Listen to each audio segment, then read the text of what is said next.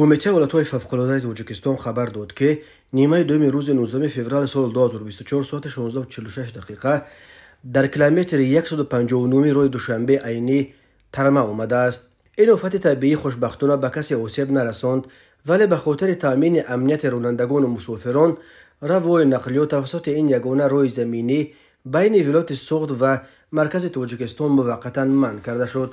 شرکت آیرس مسئول نگهبانی راه دوشنبه خوجند چنوق بعدا خبر داد که عاقبت‌های ترمه رفع کرده شده، حرکت نقلیات از سر گرفته شد. این شرکت صبح 20 فوریه از دوباره متوقف شدن روی نقلیات در شهرهای دوشنبه خوجند چنوق خبر داد، ولی این دفعه به دلیل برف شدید تقریبا نصف روزی 20 فوریه آیرس اعلام کرد که روی نقلیات از جمله فوره‌ها و ماشین‌های یدکدار توسط این شهرها پر را اجازه داده شد. راه‌های کوهستانی تاجیکستان از لحاظ فروریزی ترمه‌ها در فصل سرما خطرناک به شمار می‌روند. سال 2023 در تاجیکستان 335 حالت فرو ریختن ترمه ثبت شده است. در همین حال کمیته ولایت‌های فوق‌العاده با تمدید هشدار قبلیش با تکیه به معلومات هواشناسان خبر داد که از 20 تا 24 فوریه سال 2024 در ناحیه‌های کوهستان توبه مرکز، قسمت جنوب و قطارکوه‌های ایسار و غرب ولایت مختار کوهستان بدخشان همچنین در راه‌های دوشنبه خوجند